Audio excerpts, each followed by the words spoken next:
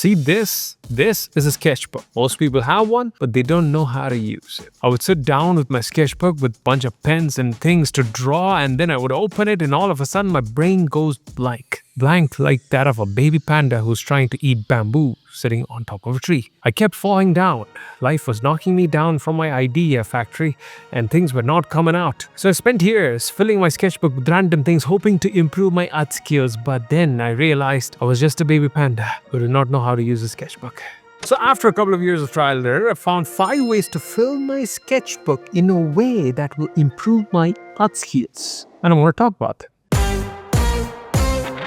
Alright, the first way to use your sketchbook in a way that will improve your art skills is this. Write down the purpose of your sketchbook. Meaning, so there's this book called Start With Why, written by this dude named Simon Sinek. Cool dude, he has a lot of cool ideas. And the summary of that book is very simple. You start with why. That's pretty much the entire book actually. And that's what you want to do with your sketchbook as well. So whenever I get a new sketchbook, I open it up, and on the left hand side behind the cover, I would write down the purpose of the sketchbook. Meaning, I would write down 3 to 5 things that I will mostly use the sketchbook for. And it can be anything, but I'll mostly use the sketchbook to record ideas in a quick fashion, like in a sketch format. Or I'm using it to practice very specific things like faces or hands or poses or even character design. Or I'm simply using the sketchbook like a journal where I'm recording my feelings and writing notes down next to it because I'm a fluffy flower. Yes, I am a fluffy flower. But the fundamental idea is this. You write down the purpose of your sketchbook at the start of the book so that it gives your sketchbook a direction. You pick 3 to 5 things that are very tangible that will prompt you every single time you open up the sketchbook to use it in that particular way. A practical tactic of this particular format is what I call the one-trick pony, which is you basically get one sketchbook, you decide that you'll draw only one thing, just one thing in that entire sketchbook, and that's about it. For example, I have a faces sketchbook where I just draw faces to get good at drawing faces. And I have a digital hand drawing sketchbook where I just draw hands in that particular stack on Procreate, by the way. So I just use that to draw hands and get good at drawing hands. This is a practical way of applying that thing where I give my sketchbook a very specific purpose or 3 to 5 things, which also acts like a purpose, and anything that you do beyond that is just a bonus. Alright, the next way you can use your filly sketchbook, I was going to say something else, is to draw for your dream project. Do you have a dream project just like every artist on planet Earth? Well, superb. Just draw for that. It's as simple as that. Meaning, every artist actually is inspired in some way, shape, or form by this dream project that they always want to make. At least that is my hypothesis. It could be false. But I think it's pretty much true for most people. What you want to do in your sketchbook is that draw for that particular project. Draw characters, draw things, draw environments, draw stories from that particular world. How do those things look like? Explore the visual aesthetics of the world or the project that you have in your head in your sketchbook. But guess, broski, how do I practically apply this? You ask? Well, it's simple. Use this thing called sets. CETS. Characters, environments, things, and stories. You don't need to make masterpieces of those things in your sketchbook. You just need to explore how those things will look like in a way that is a bit casual. It's a sketchbook at the end of the day, for Pete's sake. Some templates can be just a page of your character, the main character, or any other character, a page of props and things in your world, a page of environment explorations and thumbnails, or a page where you just write down the story for your thing. It's as simple as that. So definitely explore and make mistakes. Don't feel the pressure to make perfect drawings. Speaking of perfect drawings and making mistakes, this is where my third point comes in, which is make bad drawings in your sketchbook. Have you ever looked at the sketchbooks of these pro artists, where they have these beautiful drawings, filled pages, and just, awesome drawings and shit? Have you ever looked at those things and felt a bit, down and confused and, small? Well, if you have, like me, don't be. Because, see, sketchbooks in general are used in such a way that they are sketchbooks, where they are playgrounds of artists where they just draw casually. But if you have ever seen a drawing from a professional artist in their sketchbook and that looks like a masterpiece to you, is only a masterpiece to you. For them, it's only a sketch. That means what's okay for them is great for you.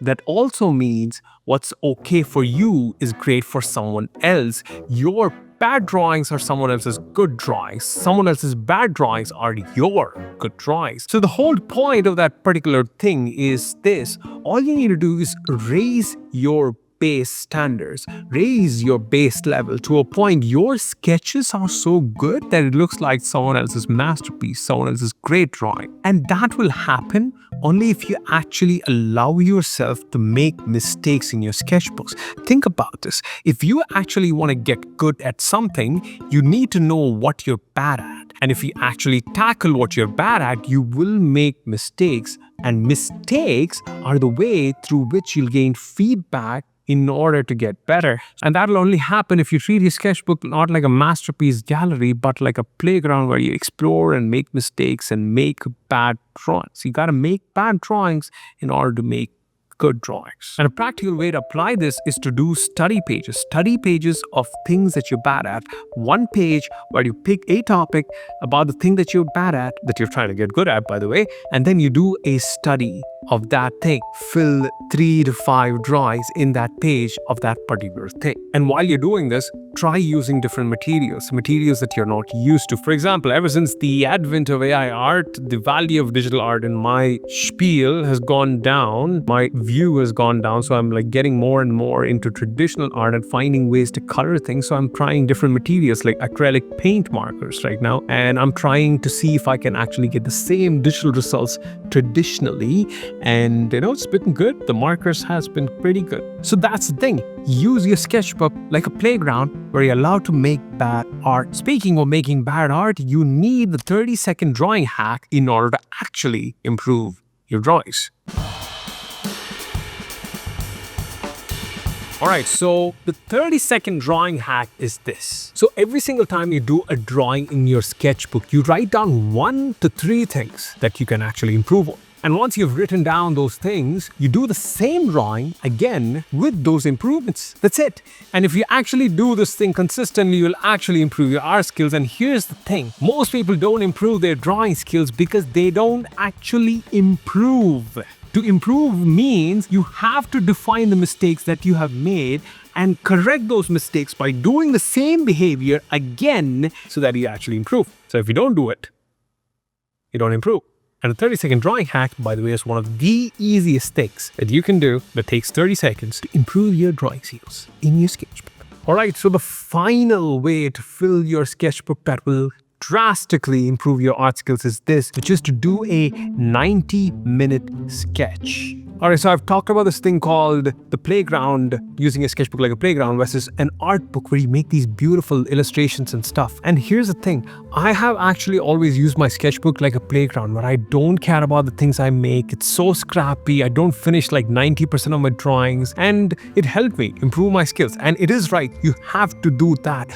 But I went too far in that direction and really stopped enjoying the process of sketchbooking. And then what I did was I started doing a bit more polished and finished drawings in my sketchbook, which is what most people are in. They're mostly in this side of the spectrum. They need to come to this side, whereas I was on this side where I need to come to this side. And once I started doing those polished and finished drawings, I had a lot of fun in my sketchbook. But here's the thing, we don't know how much time we should spend in our sketchbook to make those polished finished drawings, and that's where the 90-minute sketch comes in. So I was at the Mumbai Museum a while back. I was looking at all these beautiful paintings and sculptures and these antique pieces which was created by someone 1,000 years ago, 2,000 years ago. I was standing right in front, in place of that piece of artwork, that piece of sculpture, and there was someone else who was standing right exactly in front of that place to make that thing 1,000 years ago. And that really impressed me. Just like, wow, that's amazing.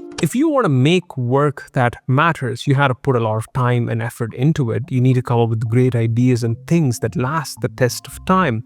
But the problem with that is you get caught in this perfectionistic trap where you never make those things. And I was thinking, okay, what is a way to actually get out of that trap to make sure you execute your ideas? And that's when this idea of 90-minute sketch came in, meaning you take this idea that you have in your head, this beautiful painting, this large mural, or this beautiful comic that you want to make, and you make a 90-minute version of that in your sketchbook. And the beauty of this thing is you have a limited time constraint within which you have to start and finish your larger idea into a more minimum version of that larger idea. And you actually are technically making an illustration, but we still call it a sketch to simply teach yourself in your brain that this is not the final version of your idea, but rather a version that you have created, you've executed on your idea, and then you're going to go ahead and improve it, make it better, make a better version of it in the future. But right now, that idea has been executed and is in your sketchbook. So a sketchbook is a great place for you to do those polished, finished drawings using the 90-minute sketch, where you make a 90-minute version of the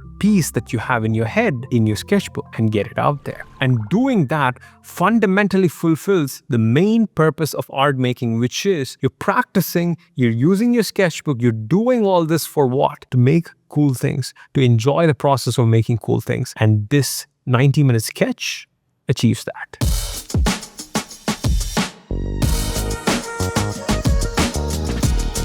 So if you liked these 5 ways to fill your sketchbook, check out this video that I've made on how I would learn drawing if I started to learn drawing today, not 25 years ago, today. Check it out.